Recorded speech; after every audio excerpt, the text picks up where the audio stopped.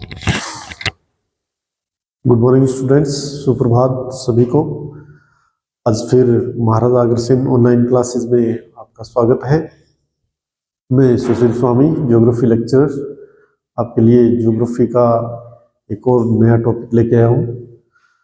हमने पिछले अध्याय में हमने पढ़ा था कि भी जो वायु के द्वारा या पवन के द्वारा जो स्थलाकृतियों का निर्माण होता है, अपरदनात्मक स्थलाकृतियाँ किस प्रकार बनती है, निक्षेपात्मक स्थलाकृतियाँ किस प्रकार बनती हैं, या हमने जो है इनके जो मिट्टी जो है, मिट्टी के उड़ने के कारण या मिट्टी के जो है एक स्थान से दूसरे स्थान पर जो है अपवाहित होने के कारण जो है कौन कौन सी स्थलाकृतियाँ बनती है। जिस प्रकार से हमने पढ़ा था, अपरदनात्मक के रूप में हमने पढ़ा था अभी अपवाहन बेसिन गर्त का निर्माण होता है, भूस्तंभ का निर्माण होता है, जुजेन का निर्माण होता है, और अपवाहन खिड़की का निर्माण होता है, या जालीदार शिला का निर्माण होता है, पुल या खिड़की का निर्माण होता है, इंसेलबर्ग का निर्माण होता है, छत्रक शिला का निर्माण होता है।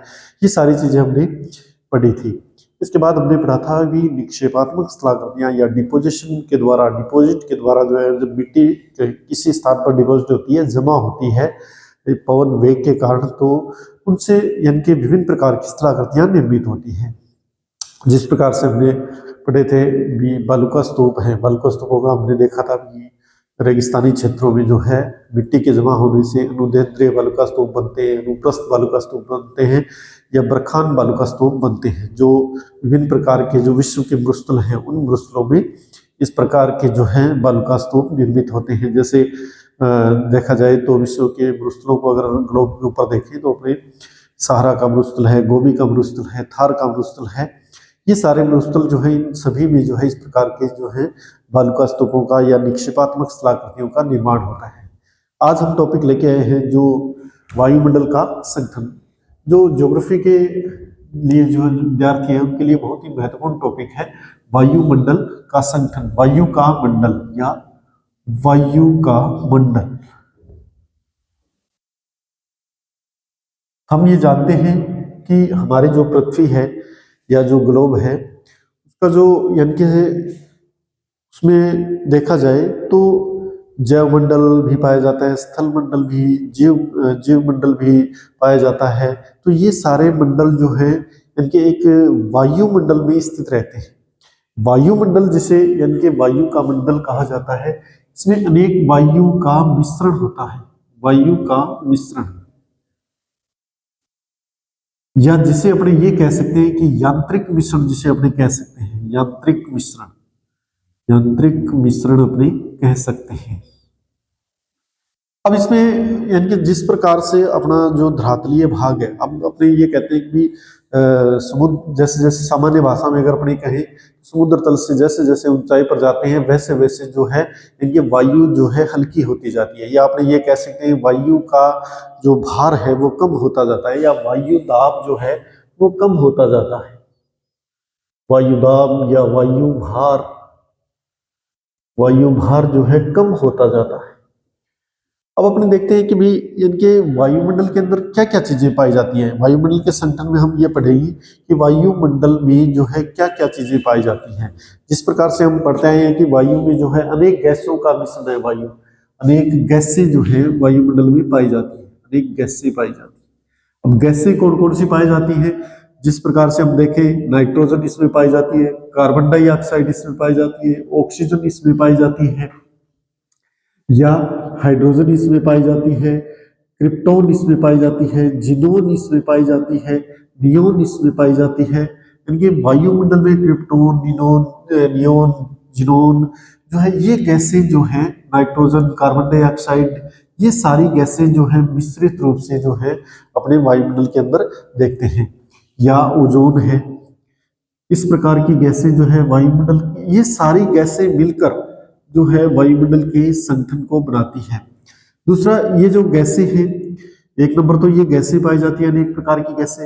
अब ये गैसें जो है यानी कि जिस प्रकार से हम इन गैसों को देखते हैं, जैसे भी नाइट्रोजन है, कार्बन डाइऑक्साइड है, ऑक्सीजन है, ये गैसें जो है अधिकतर यानी कि महत्वपूर्ण गैसों के रूप में इनको अपने जानते हैं। जैसे नाइट्रोजन है, N2 नाइट्रोजन, अब नाइट्रोजन जो है पूरे वायुमंडल में इनके एकाधिकार रखती है। वायुमंडल के अंदर लगभग 78% जो है ये पाई जाती है, यानी कि सर्वाधिक मात्रा में जो है नाइट्रोजन यहाँ पर अपने वायुमंडल के अंदर हम देखते हैं।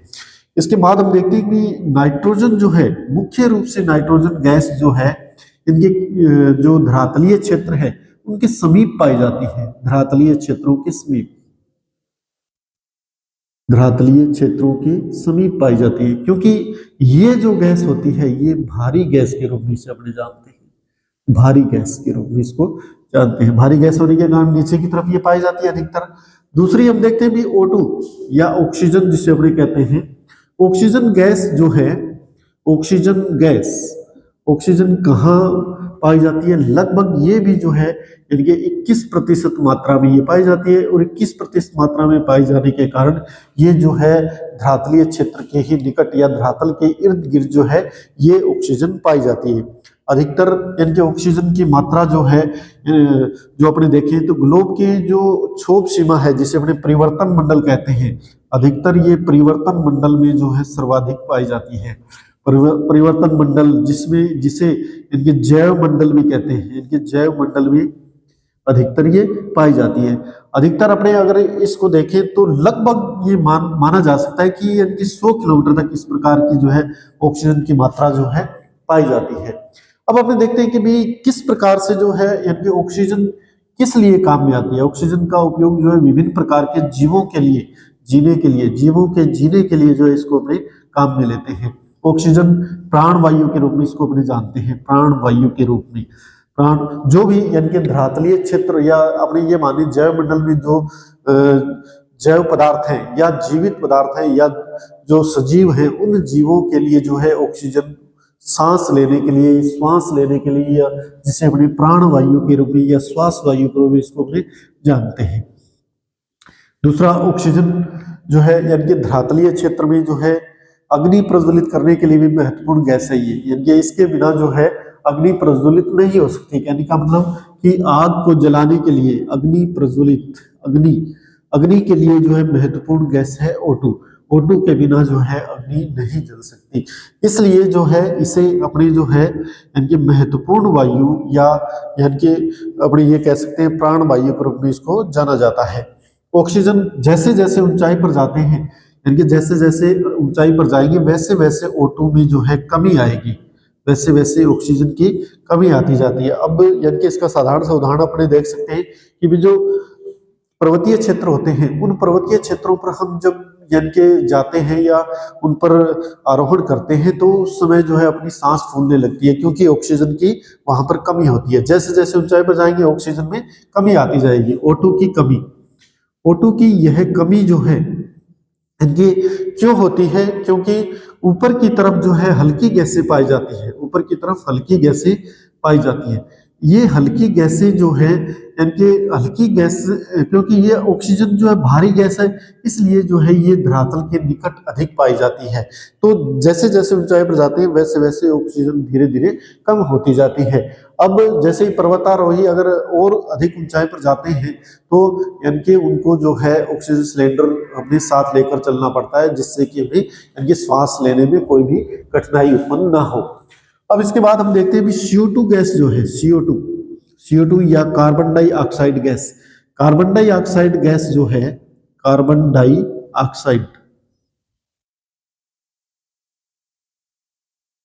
Carbon dioxide, carbon dioxide gas जो है मुख्य रूप से जो सजीव हैं, जीवित जो प्राणी हैं, सजीव क्या करते हैं कि ऑक्सीजन ग्रहण करते हैं और CO2 को जो है इनके त्यागते हैं या निकालते हैं।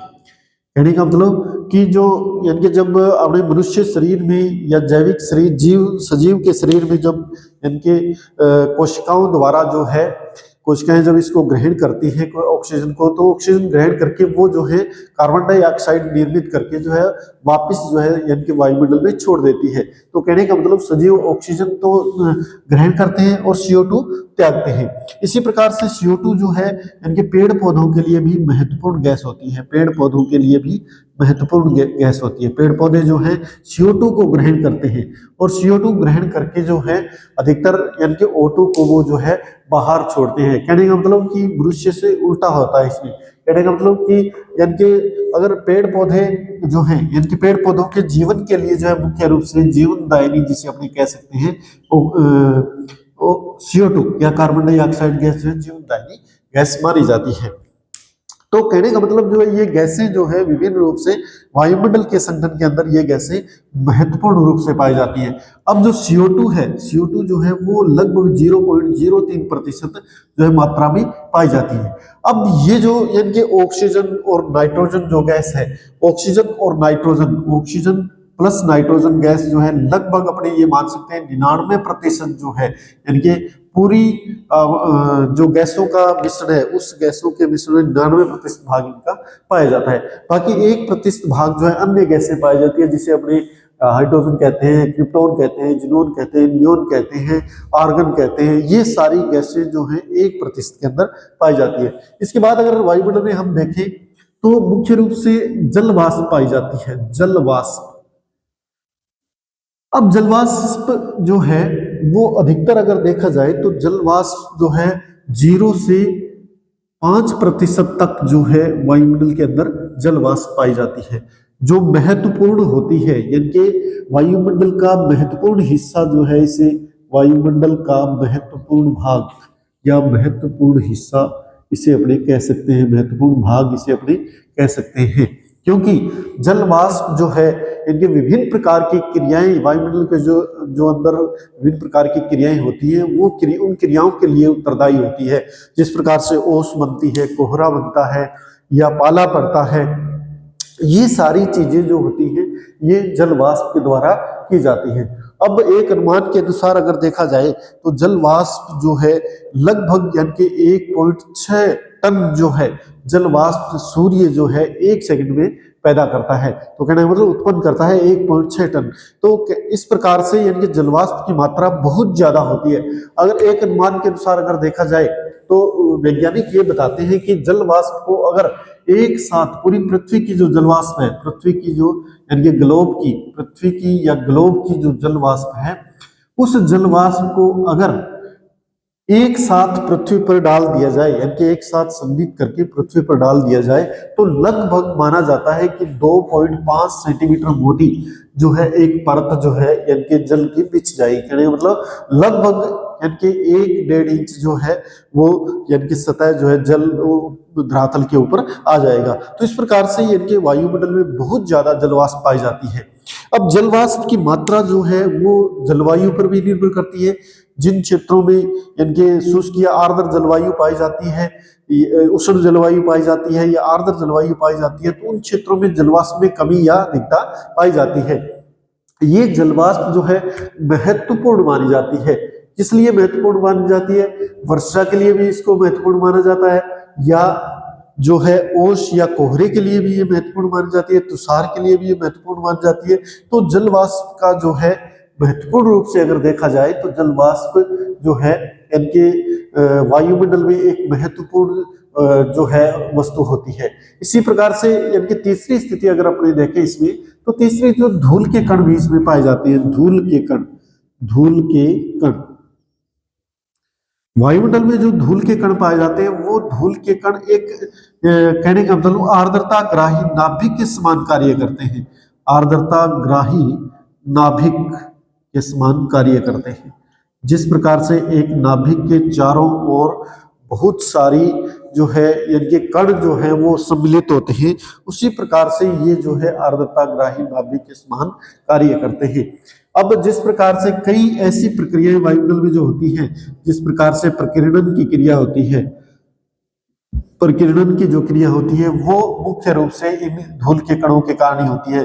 दूसरा इनके जब अगर वर्षा मेघ जो बनते हैं, इनके वर्षा के जो मेघ या बादल जो बनते हैं या संघनन की जो क्रिया होती है, संघनन की क्रिया जो होती है वो इन्हीं के आधार पर होती है।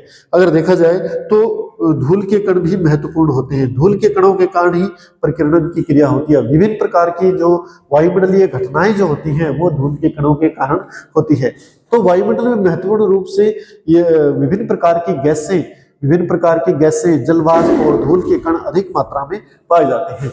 इसी प्रकार से अब अगर अपने देखें तो वायुमंडल का जो स्तरीकरण अगर देखा जाए, वायुमंडल में इनके स्तर किस प्रकार से जो है वायुमंडल को अपने जो है बांटा जा सकता है, या वायुमंडल का स्तर किस प्रकार का होगा, वो अपने देख सकते हैं कि भी वायुमंडल जो है अनेक परतों के रूप में विभाजित होता है। वायुमंडल में अनेक परतें पाई जाती हैं। वायुमंडल का स्तरीकरण अगर देखा जाए तो वायुमंडल में अनेक परतें पाई जाती हैं। वायुमंडल का स्तरीकरण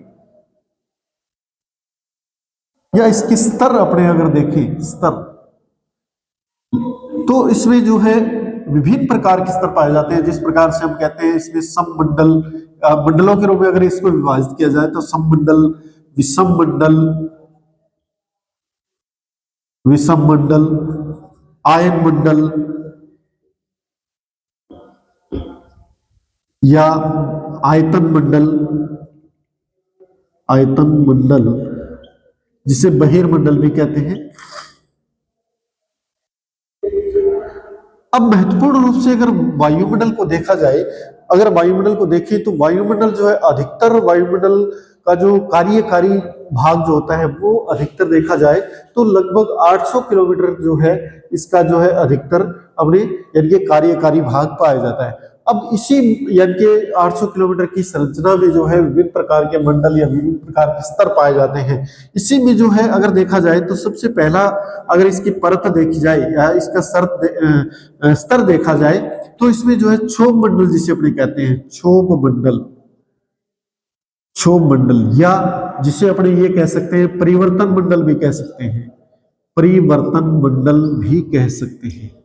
परिवर्तन मंडल यानी सबसे पहला मंडल है जिसे अपने क्षोभ मंडल या परिवर्तन मंडल के नाम से जाना जाता है, या पहली परत है जिसे अपने क्षोभ परत कहते हैं। क्षोभ से मतलब ये हो गया कि विक्षोभ यानी कि विभिन्न प्रकार की विवर्तनिक घटनाएं, विवर्तनिक घटनाएं, विवर्तनिक घटनाएं, विवर्तनिक घटनाओं से मतलब कि जिस प्रकार से बादल बनना, बिजली चमकना, बादलों का गरजना, या यानी कि हवाओं का तेज या कम चलना, ये सारी चीजें जो होती है ये क्षोभ मंडल में हम देखते हैं।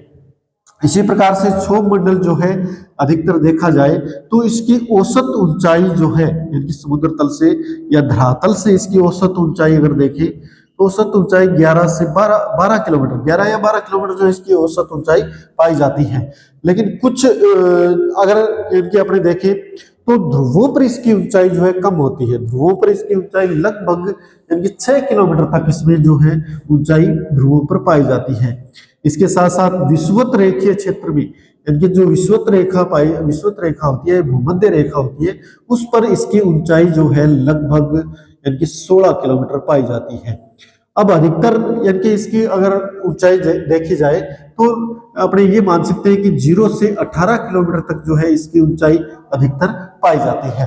अब कहने का मतलब ये हो गया कि भी क्षोभ मंडल में विभिन्न प्रकार की विवर्तनिक घटनाएं जो है पाई जाती हैं, या अपने ये कह सकते हैं कि मौसम की जो हलचलें होती हैं वो मौसम की हलचलें जो है इस मंडल के अंदर अधिकतर देखी जाती हैं। जिस प्रकार से बादल बन गए, बिजली चमक गई, वर्षा हो गई, या टेम्परेचर का कम या ज्यादा होना, हवाओं का चलना, हवाओं का तीव्र या मंद वेग से चलना, ये सारी चीजें जो होती हैं ये क्षोभ मंडल के अंदर होती हैं। सारे परिवर्तन जो होते हैं वो क्षोभ मंडल के अंदर होते हैं। और इसी मंडल के अंदर अधिकतर जो है जैविक संरचनाएं पाई जाती है, या अपने ये कह सकते हैं जीवों की जो संरचनाएं है या जीवों का जो कार्य है, जीवों के क्रियाकलाप जो है इसी मंडल के अंदर अधिकतर पाए जाते हैं। अब उसके बाद जो है एक यानी कि पतली परत पाई जाती है जिसे ट्रोपोपाज कहते हैं, ट्रोपोपाज। इसके बाद यानी कि क्षोभ मंडल के बाद और समताप मंडल के बीच में क्षोभ मंडल और समताप मंडल, समताप मंडल के बीच में एक पतली परत पाई जाती है जिसे ट्रोपोपाज कहा जाता है। क्या कहा जाता है? ट्रोपोपाज। ट्रोपोपाज कहा जाता है, जो लगभग 1 से 1.5 किलोमीटर यानी कि मोटाई की परत होती है। 1 से 1.5 किलोमीटर की मोटाई की परत जिसे ट्रोपोपाज कहा जाता है। ट्रोपोपाज में जो है अगर देखा जाए तो यानी कि समस्त विवर्तनिक हलचलें जो हैं वो समाप्त हो जाती है, या यहाँ पर जो है इसके बाद में जैसे ही समताप मंडल स्टार्ट होता है, समताप मंडल जिस प्रकार से यानी कि विभिन्न विवर्तनिक हलचलों से रहित होता है। अब अपने ये मान सकते हैं कि भी यानी कि विभिन्न प्रकार की जो विवर्तनिक हलचलें होती है वो क्षोभ मंडल में अधिकतर पाई जाती हैं। अब इसके बाद अपने देखते हैं कि भी जो मंडल पाया जाता है ट्रोपोपाज के बाद जो है, ट्रोपोपाज के बाद अगर देखा जाए तो लगभग यानी कि अपने इसको जो है समताप मंडल को अपने जो है 32 किलोमीटर की ऊंचाई तक इसको मान सकते हैं। बाकी कुछ विद्वान इसको जो है यानी कि ओजोन मंडल को शामिल करके 80 किलोमीटर तक भी इसको माना जाता है।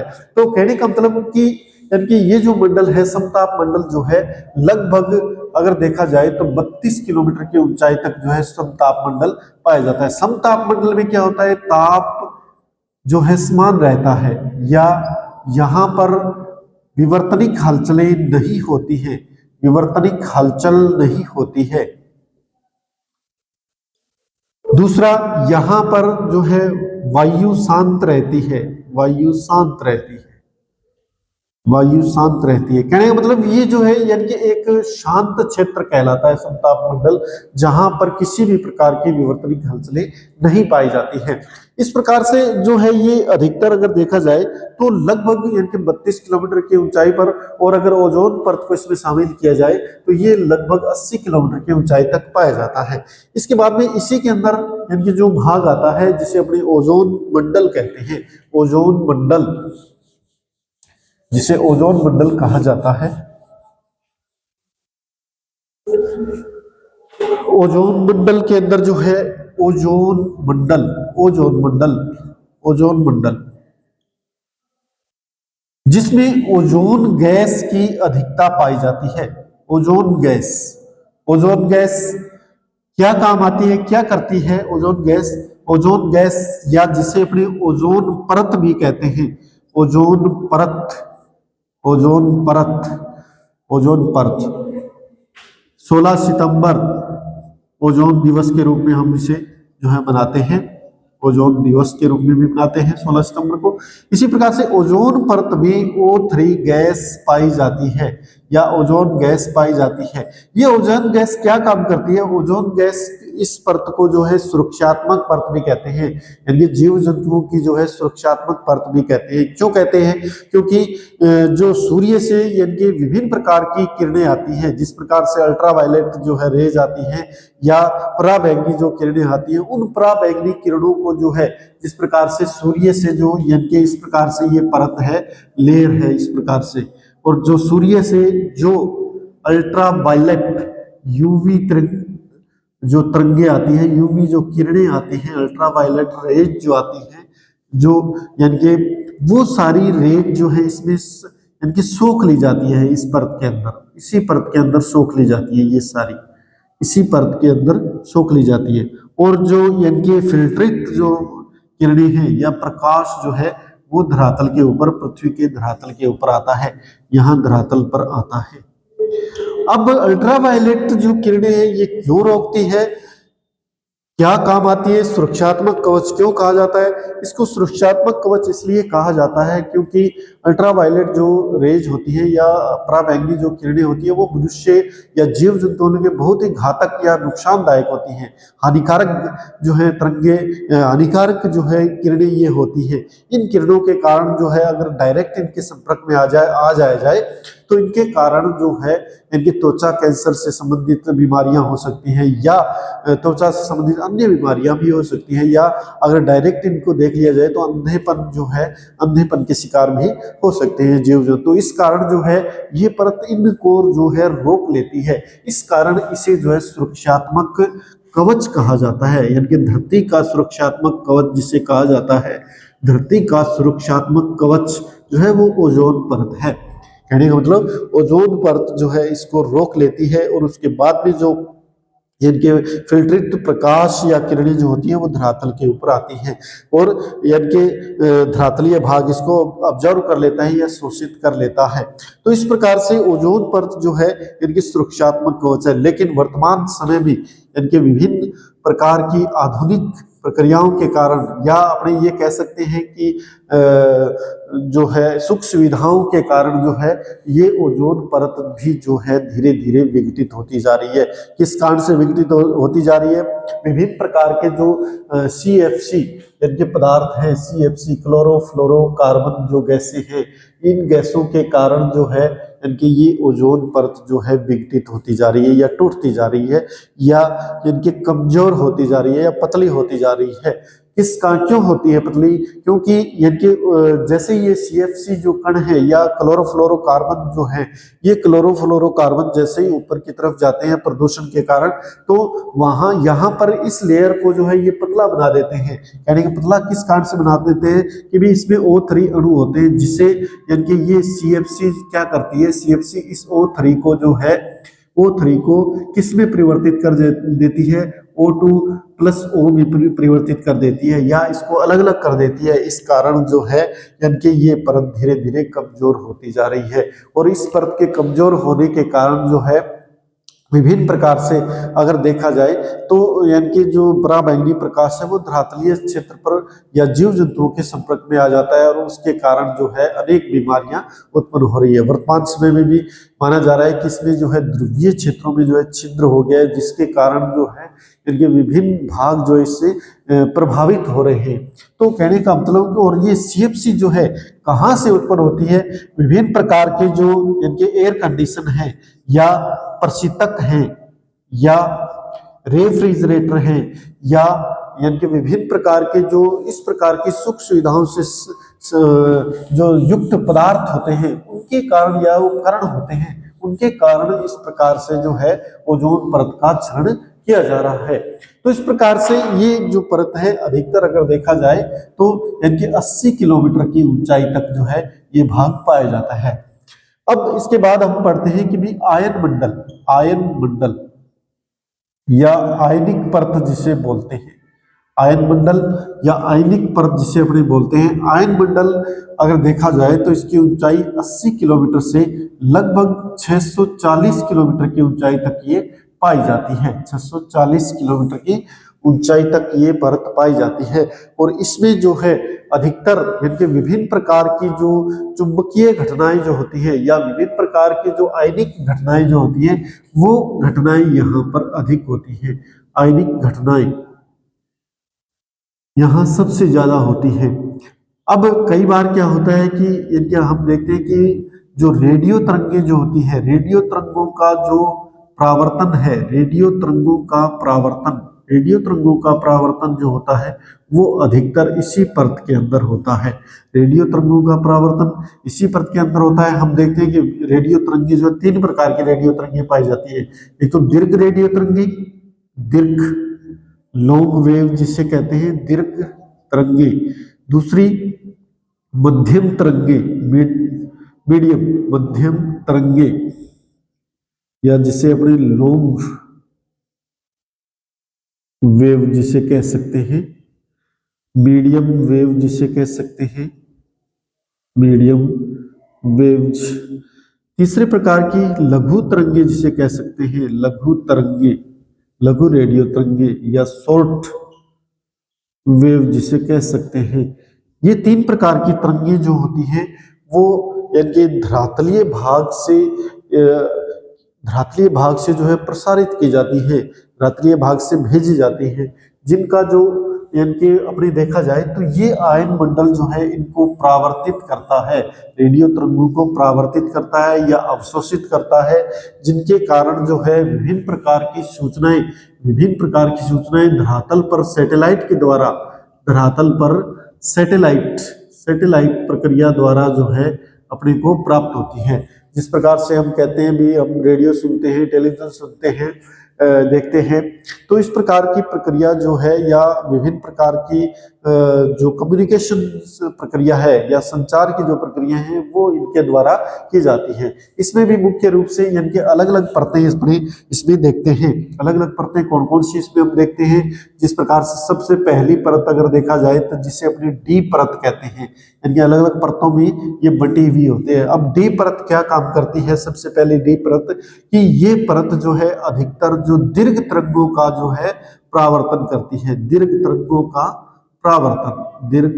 का परावर्तन करती है, और ये मुख्य रूप से मध्यम और लघु तरंगों का अवशोषण करती है, मध्यम व लघु तरंगों का अवशोषण कर लेती है, अवशोषण करती है। दीर्घ तरंगों को परावर्तन करती है, मध्यम और लघु तरंगों का अवशोषण करती है।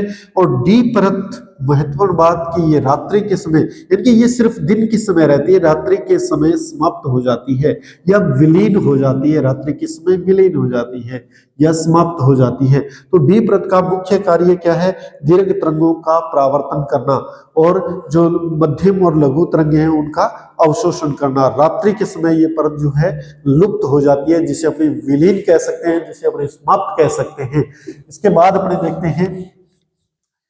अपने देखते हैं भी अगली जो ई परत है, यानी DEFG, ई परत जो है दूसरी है ई परत। ई परत क्या करती है, ई परत के अंदर अगर देखा जाए तो ई परत मुख्य रूप से जो है ये मध्यम तरंगों का परावर्तन करती है, मध्यम तरंगे इसके द्वारा परावर्तित होती है। अब जो यानी डी परत है, इसकी अगर ऊंचाई अगर अपने देखें तो लगभग ये 80 से 100 किलोमीटर की ऊंचाई तक डी परत पाई जाती है, और ई परत की ऊंचाई अगर अपने देखें तो लगभग 100 से 150 किलोमीटर तक जो है इसकी ऊंचाई पाई जाती है। अब जो ई परत है, इस परत में मध्यम तरंगों का तो परावर्तन होता है, मध्यम तरंगे जो है मध्यम तरंगे जो है इससे परावर्तित होती है, और जो दीर्घ और लघु तरंगे हैं उनका ये अवशोषण करती है, दीर्घ और लघु तरंगों का अवशोषण करती है। ये परत भी अधिकतर जो है रात्रि के समय विलीन हो जाती है, रात्रि के समय विलीन हो जाती है, रात्रि के समय ये परत विलीन हो जाती है, यानी रात्रि के समय ये परत नहीं पाई जाती है, सिर्फ दिन के समय ही इस परत का अस्तित्व रहता है। इसके बाद हम देखते हैं कि भी एफ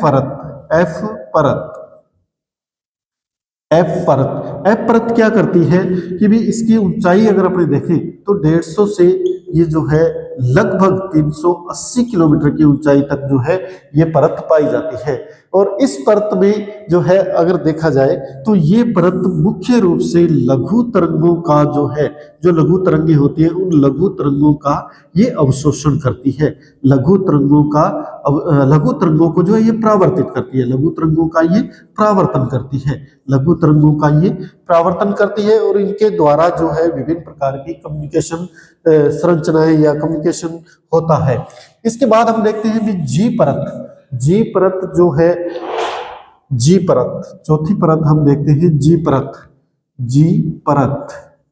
जी लेयर जिसे अपने बोलते हैं, ये अधिकतर 380 किलोमीटर से लेकर और लगभग 640 किलोमीटर की ऊंचाई तक ये परत पाई जाती है। इस परत में यानी ये परत महत्वपूर्ण रूप से अगर देखा जाए तो न तो ये किसी भी यानी तरंगों का अवशोषण करती है, न ही किसी का परावर्तन करती है। तो इस प्रकार से आयन मंडल में DEFG 4 परतें पाई जाती हैं। इन परतों का भी विशेष यानी अलग अलग रूप से इनका कार्य होता है। इसके बाद हम देखते हैं कि बहिर्मंडल जिसे अपने बोला जाता है। आयन मंडल के बाद हम पढ़ते हैं बहिर्मंडल या इसे अपने आयतन मंडल भी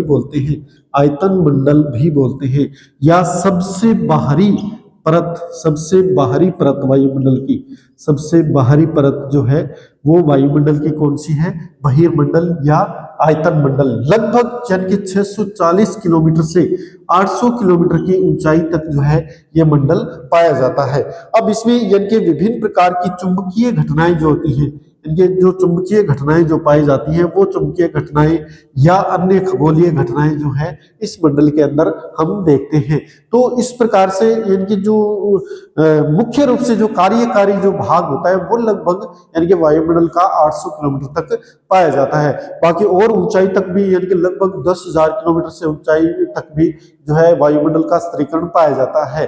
तो इस प्रकार से हम देखते हैं कि भाई वायुमंडल के अंदर मुख्य रूप से अगर मंडल देखा जाए, ये मुख्य रूप से जो परतें देखी जाए तो मुख्य रूप से परतें क्षोभ मंडल या परिवर्तन मंडल या इनके समताप मंडल, ओजोन मंडल और आयन मंडल और बहिर्मंडल मुख्य रूप से पाए जाते हैं।